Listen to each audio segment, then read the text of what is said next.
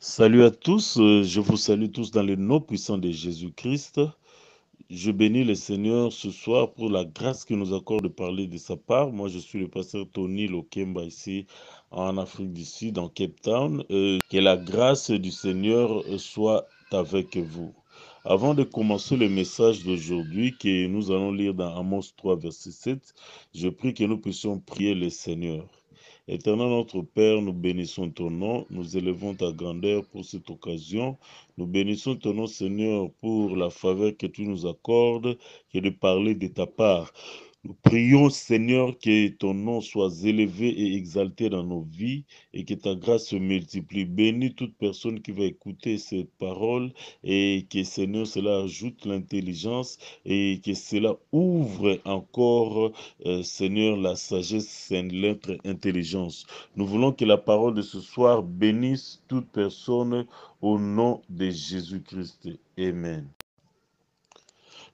Bien-aimés, avant de commencer le message, nous voulons lire la parole et à partir du début jusqu'au verset que nous allons lire, c'est-à-dire nous allons lire à partir du verset 1er jusqu'au verset 8. La Bible dit ceci. Écoutez cette parole que l'Éternel prononce contre vous, enfants d'Israël, contre toute la famille que je fais monter du pays d'Égypte. Je vous ai choisi, vous seuls parmi toutes les familles de la terre. C'est pourquoi je vous châtierai pour vos iniquités. Deux hommes marchent-ils ensemble sans en être convenus? Le lion rougit-il dans la forêt sans avoir une proie? Les lionçons poussent-ils des cris du fond de sa tanière sans avoir fait une capture? L'oiseau tombe-t-il dans les filets qui est à terre sans qu'il y ait eu un piège? Le filet s'élève-t-il de terre sans qu'il y ait rien de pris? Sonne-t-on de la trompette dans une ville sans que le peuple soit dans l'épouvante? Arrive-t-il un malheur dans une ville sans que l'Éternel en soit l'auteur? Car le Seigneur, l'Éternel, ne fait rien sans avoir révélé son secret à ses serviteurs, le prophète. Les lions rugit, qui serait effrayé? Le Seigneur, l'Éternel, parle, qui ne prophétiserait? Alléluia. Ça, c'est la parole du Seigneur. Amen. Et ici, bien aimé, c'est la parole donnée au prophète de Dieu, Amos, qu'il est en train de donner au peuple d'Israël. Vous comprenez que ce message que Amos, le prophète, est en train d'annoncer, il est en train de parler à un peuple qui a été sauvé. C'est-à-dire aux peuples qui sont sortis d'Égypte, au peuple que Dieu a sauvé et qui a choisi parmi toutes les nations de la terre. Et le message bien-aimé est très clair que le Seigneur est en train de donner à son peuple. Et dans ce message, il y a beaucoup de questions et jusqu'à arriver au verset 7. Et c'est très important que nous puissions comprendre cela. Parce que vous verrez que dans le livre d'Amos, Dieu est en train de parler du châtiment. Si vous lisez à partir du début que Dieu avait frappé à tout le peuple qui était aux environs d'Israël. Et ici maintenant, Dieu se tourne sur Israël pour parler du châtiment qu'il va leur donner. Et Dieu leur parle clairement que avant qu'il ne puisse faire quelque chose, il prend le soin de révéler son secret à ses serviteurs, le prophète. Et lorsque je lis ceci, ça m'a beaucoup touché. J'ai compris que, je me suis d'abord posé la question, Dieu est grand, Dieu est puissant, Dieu est souverain. Et Dieu est au-delà de notre compréhension et de toutes choses. Dieu n'a pas besoin de notre conseil avant de faire quelque chose. Mais ici, à chose grave, l'Éternel a dit, avant qu'il ne puisse faire quelque chose, il prend d'abord le temps de révéler les secrets. Alléluia. C'est-à-dire, avant qu'il ne puisse faire quelque chose, il donne d'abord les secrets à ses serviteurs. Alléluia. Donc, notre Dieu, grand, miséricordieux, est un Dieu qui ne manque de nous étonner. Il fait participer à l'homme dans son conseil lorsqu'il peut faire quelque chose. Et ici, Dieu dit qu'il révèle son secret. C'est-à-dire, il révèle son plan avant qu'il ne puisse entrer en exécution. Et ici, lorsqu'on parle du plan de Dieu, ce n'est pas seulement le plan de Dieu concernant la bénédiction. Parce que ici, ça ne concernait pas la bénédiction. Ça concernait les châtiments que le Seigneur voulut frapper le peuple d'Israël à cause de ces multitudes de péchés. Alors Dieu a dit, avant qu'il ne puisse frapper Israël, il prend d'abord le temps de révéler les secrets. Alléluia. Donc je comprends que Dieu a des secrets et que Dieu a des serviteurs à qui il révèle ces choses. Donc, bien-aimé dans le Seigneur, lorsque je lis Amos 3, verset 7, je comprends que Dieu a des secrets qu'il déverse à ses serviteurs, les prophètes. Qu'il y a de ces vrais serviteurs de Dieu qui ont des secrets que Dieu leur confie. Et qu'un bon enfant de Dieu doit prêter oreille et écouter les secrets que Dieu a cachés dans ses vrais serviteurs. Parce que ici, Dieu était en train de parler au peuple d'Israël, le peuple qu'il avait choisi. Et il leur a bien dit que deux personnes ne peuvent pas marcher ensemble s'ils ne s'accordent. Même dans un mariage, dans une relation, dans une amitié, dans une entreprise, dans tout ce que nous faisons sur la terre, si on ne s'entend pas, on ne peut pas marcher ensemble. Vous comprenez? Donc Dieu est en train de parler au peuple d'Israël. Pour que moi et vous, nous puissions bien marcher, nous devons d'abord nous entendre. Nous devons avoir cette communion. Nous devons avoir ces relations de communion. Et lorsque ces relations de communion n'est pas là, c'est à ce moment-là qu'il y a aussi châtiment. Vous comprenez? Parce que Dieu dit que je suis le lion. Le lion ne peut pas rugir seulement pour rien. Le lion rugit lorsqu'il voit le proie et lorsqu'il attrape le proie. Et nous, étant que des oiseaux, nous ne pouvons pas tomber dans les pièges où il n'y a pas de proie. Donc, pour que tu puisses tomber dans un piège, il faut qu'il y ait des proies. Et la proie là qui va t'attirer dans la piège, c'est quelle sorte de proie? Bien-aimé dans le Seigneur. Il ne faut pas qu'un enfant de Dieu se laisse tomber dans les pièges de l'ennemi pour rien. Alléluia. Parce que chez Dieu, nous avons tout. Dieu a tout ce que nous avons besoin. Voilà pourquoi, lorsque nous commençons la marche avec Dieu, il fait que nous puissions comprendre et connaître ces dieux-là. C'est très important. Parce que le Seigneur Jésus a dit que mes disciples, ils écoutent ma voix et ils font quoi? Ils gardent ma parole. Et lorsque vous gardez mes paroles, c'est à ce moment-là que vous serez mes disciples. Alléluia. C'est-à-dire, lorsque tu marches selon les paroles du Seigneur, lorsque tu t'accordes à marcher selon les paroles du Seigneur, c'est à ce moment-là que tu verras aussi les grandes choses. Parce que chez Dieu, comme nous voyons, il y a la bénédiction, il y a aussi la malédiction, il y a la prospérité, il y a aussi le châtiment. Alléluia. Parce que le Seigneur dit que qui dira qu'un malheur arrive dans un pays si l'Éternel n'en est pas l'auteur?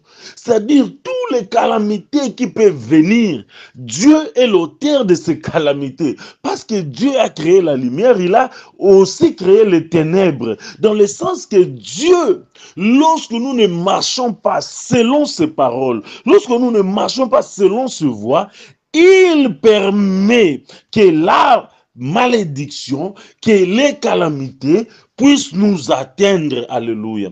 C'est ici que les gens ne comprennent pas. Alléluia. Et c'est ici que les gens, beaucoup de gens ne comprennent pas. Parce que qu'est-ce qui s'est passé? Dieu avait élevé dans ce temps des vrais prophètes qui étaient en train de prophétiser la vérité concernant Israël. Et laisse-moi te dire, beaucoup de gens n'aiment pas de prophéties de vérité. La plupart des gens où nous nous trouvons, ils aiment des choses qui plaisent à leurs oreilles. Parce que Dieu avait choisi Israël et Israël a commencé à marcher dans les péchés. Et à beaucoup de reprises, Dieu fait susciter beaucoup de prophètes, de Jérémie, de tout le genre de prophètes, pour leur dire arrêtez dans ces voies, sinon l'Éternel va frapper.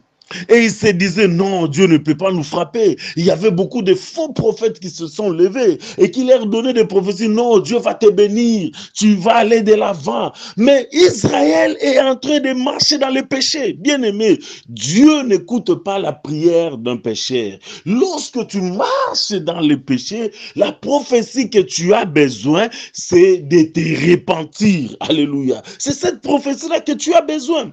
Mais aujourd'hui, il y a beaucoup de multitudes de faux prophètes qui prophétisent des choses insensé dans la vie des gens. Oh, Dieu me montre que tu portes tel habit. Oh, Dieu me montre que tu as telle chose. Dire non, bien-aimé dans le Seigneur, Dieu révèle à ses serviteurs ses secrets. C'est-à-dire, lorsqu'une personne marche dans une mauvaise voie, Dieu montre que cette personne doit être frappée et cette personne doit se repentir, sinon les calamités vont frapper la personne. Alléluia. Et ce sont des genres de prophéties que nous avons besoin. Nous avons besoin des vérités provenant de Dieu, des hommes et des femmes de Dieu qui nous donnent des secrets qui sont cachés venant de Dieu et non pas des gens qui viennent nous flatter à cause de l'évangile du ventre, à cause de l'évangile de plaire aux gens,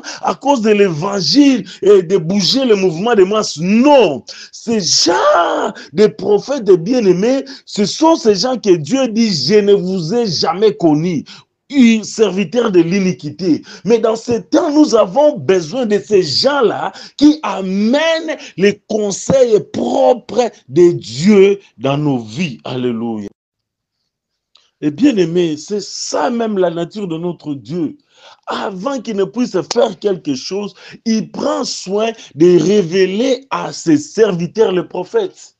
Souvenez-vous, lorsque Dieu a voulu détruire Sodome et Gomorrhe, qu'est-ce qu'il a fait? Il a pris le soin, il a dit, est-ce que je peux cacher ces choses à mon ami Abraham? Non. Il a révélé à Abraham le plan qu'il avait sur Sodome et Gomorrhe. Lorsque Dieu avait voulu frapper le monde avec la pluie, il a fait quoi? Il a prévenu à Noé. Alléluia. Lorsque Dieu a voulu amener Israël en captivité, il a révélé à Jérémie même les 70 ans qui vont passer à Babylone. Lorsque Dieu a voulu faire de grandes choses, il a révélé à Daniel la succession de 4 royaumes. Même aujourd'hui, lorsque les choses qui sont en train de venir, le Seigneur Jésus a parlé de cela dans la Bible. Lorsque nous lisons l'évangile de Marc, Luc et Jean, alléluia, et Matthieu, même le livre d'Apocalypse nous parle de ces choses que nous sommes en train de vivre aujourd'hui. Il y a beaucoup de faux prophètes, il y a des maladies, il y a des ceci, cela. Tout est écrit dans la Bible. Donc Dieu prend le soin de révéler ses plans à ses prophètes. Alléluia. Donc Dieu, avant de faire quelque chose, il révèle ces choses. Il les révèle par le Saint-Esprit, il les révèle par des visions, des dreams, il les révèle par les anges de Dieu qui nous amènent des messages. Dieu parle toujours tantôt d'une manière et d'une autre. Et c'est ce qui fait de Dieu la différence. Dieu pouvait tout simplement bénir Joseph comme ça. Mais pourquoi il n'a pas fait? Il a premièrement montré la vision à Joseph pour qu'il puisse savoir que lorsqu'il sera béni, qu'il s'agissait de la bénédiction de Dieu. Dieu révèle le futur pour que l'homme puisse savoir qu'il est le maître des temps et des circonstances et celui qui tient toutes choses entre ses mains. Alléluia. Voilà pourquoi, lorsque le prophète de Dieu, je dis bien le vrai prophète de Dieu, et s'élève et donne des messages, le peuple de Dieu doit écouter. Alléluia. Parce que dans le verset 8, il dit, lorsque le lion rugit, le peuple doit trembler. Alléluia. C'est ça la vraie prophétie. La vraie prophétie fait trembler le peuple, fait bouger le peuple et amène le peuple à la repentance ou à la recherche de Dieu. Ça, c'est la vraie prophétie. Ça transforme l'homme, ça change l'homme. Alléluia. Ça pousse l'homme à aimer Dieu, ça pousse l'homme à être près de Dieu. Et au temps où nous nous trouvons, nous avons besoin de ces gens-là qui dorment dans les réunions de Dieu et nous apportent des messages clairs de la part de Dieu. Nous n'avons pas besoin de ces charlatans qui viennent amener des messages là qui n'ont pas de fondement. Lorsqu'une personne est en train de marcher dans le péché, on l'amène des messages, oh, Dieu va te bénir. Bien aimé, quand est-ce que Dieu bénit dans le péché? La Bible dit, Dieu n'écoute pas la prière d'un méchant. Dieu n'écoute pas la prière d'un pécheur. Alléluia. Et ici, bien aimé, lorsque Dieu dit qu'il va frapper, Israël disait non. Dieu ne peut pas nous frapper. Nous, Israël, nous avons les temples, nous avons ceci. C'est ça la chose qui trouble beaucoup de gens. Ils croient que pour avoir mis leur confiance en Jésus, aujourd'hui, ils peuvent faire tout ce qu'ils sont permis de faire. Dieu va rien faire. Non, bien-aimé, Dieu ne badine pas avec le péché. Malgré que Dieu est un Dieu d'amour, mais il est aussi un Dieu de justice et un Dieu de jugement. Alléluia. Et lorsque le jugement de Dieu s'élève, bien-aimé, c'est grave.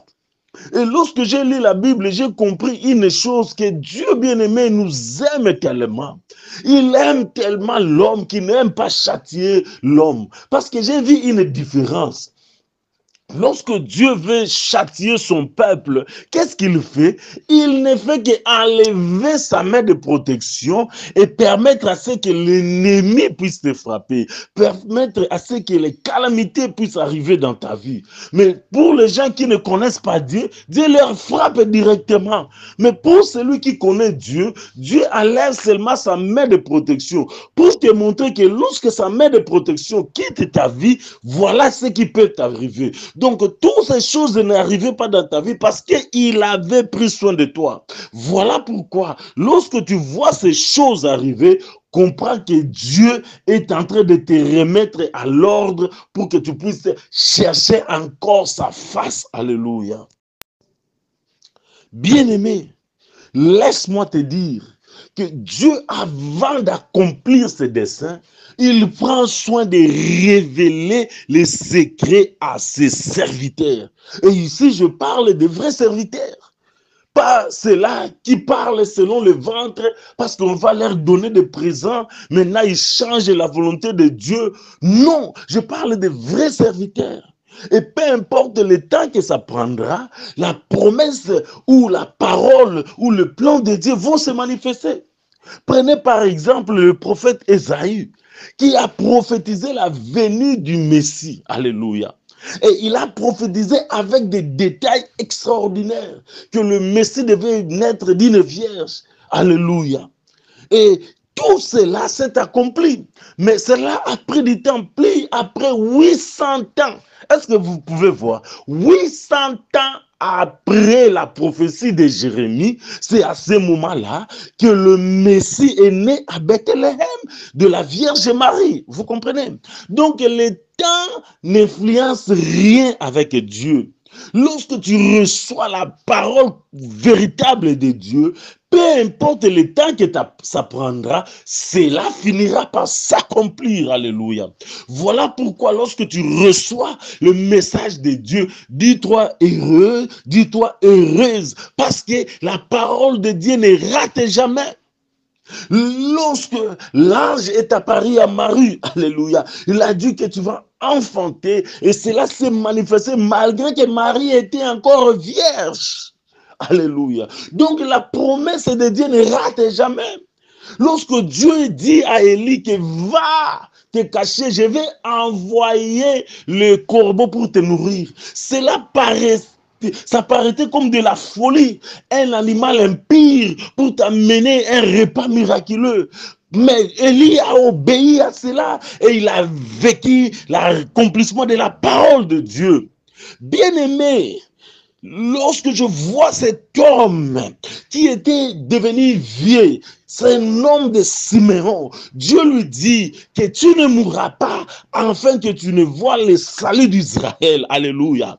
Et ce jour-là, lorsque Marie est entrée dans le temple, Siméon a porté Jésus d'entre ses mains. Il a dit, mon âme peut se reposer parce que je vis le salut d'Israël. Vous comprenez? Donc Dieu donne toujours ses secrets. Et il y a de cela plus de 2000 ans, Dieu a dit que Jésus revient bientôt. Bien-aimé dans le Seigneur, ça peut prendre le temps que ça prendra. On est déjà plus de 2000 ans. Les autres gens se moquent de ces promesses. Mais laisse-moi te dire qu'au temps où nous vivons, il y a de ces Siméon que Dieu donne des signes de l'avènement de Jésus-Christ. Alléluia. Parce qu'avant que le Seigneur ne puisse revenir, je crois qu'il y aura de ces Siméon que Dieu va révéler que tu ne mourras pas et tu verras ceci s'accomplir. Parce que Dieu ne fait rien sans dire à ses serviteurs. Voilà pourquoi les serviteurs de Dieu se lèvent en ces temps de la fin et pour donner des messages clairs. Et le peuple de Dieu doit trembler parce que le lion est en train de rugir. Alléluia. Et c'est ça le temps où nous vivons, où le lion est en train de rugir et de vraies prophéties avec des détails viennent que Jésus revient bientôt. Alléluia. Et c'est ça notre Dieu. Bien-aimé, prépare-toi à la rencontre de ton Dieu. Alléluia. Prépare-toi à la rencontre de ton Dieu. Parce que Dieu parle d'une manière ou d'une autre. Et Dieu, il a révélé ses secrets à ses prophètes.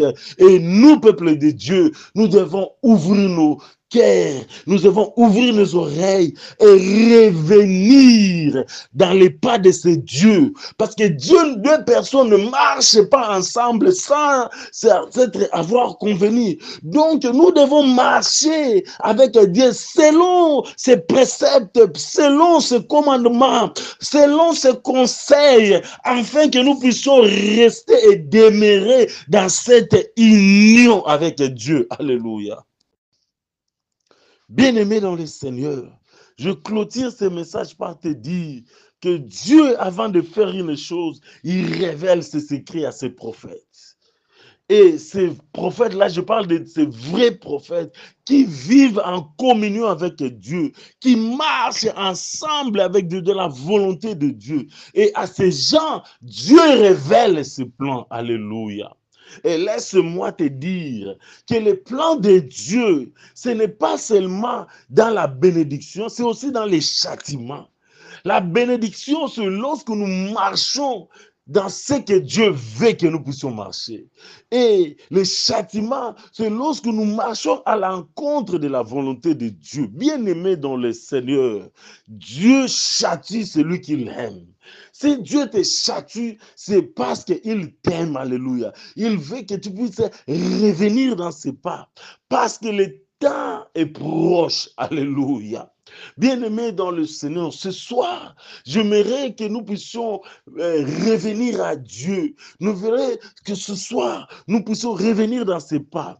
Dieu nous a parlé dans beaucoup de manières. Dieu nous a avertis dans beaucoup de choses. Voilà maintenant le bon moment de revenir à Dieu et il reviendra vers nous. Voilà le moment que nos cœurs puissent revenir à lui, que nous puissions écouter des vraies paroles, des vraies prophéties, non d'être flattés par ces gens-là qui sont en train seulement de prophétiser selon leur ventre, selon leur plaisir. Mais je dis de la vraie prophétie qui transforme l'homme, qui change l'homme, qui amène l'homme près de Dieu, à aimer Dieu et à agir selon Dieu. Que le Saint-Esprit touche ton cœur ce soir. Nous allons prier. Éternel, notre Père, nous bénissons ton nom. Nous prions encore que ta faveur soit avec nous. Saint-Esprit, agis dans nos cœurs, agis dans les cœurs de tes enfants, afin qu'ils puissent encore revenir à toi, Seigneur. Laisse que nos cœurs puissent être transformés et revenir dans tes pas, Seigneur. Toi qui nous révèles ce soir que tu as des plans merveilleux et que tu as aussi des châtiments lorsque nous ne revenons pas vers toi, Seigneur. Laisse que, Seigneur, ton pardon soit sur nous. Laisse que ta grâce soit sur nous. Laisse que, Seigneur, ta faveur soit sur nous. Bénis toute personne qui a écouté ce message et laisse que ton esprit agisse dans la vie de tous tes enfants et que tous tes prophètes, Seigneur, que leurs oreilles puissent s'ouvrir pour écouter tes desseins et avertir le peuple. Au nom de Jésus, je bénis tout le monde ce soir. Nous disons Amen. Yesu Masia na bomo inanga nyonso na lingi. Yesu Masia na bomo inanga nyonso na lingi. Ata minyoko ndala basi mala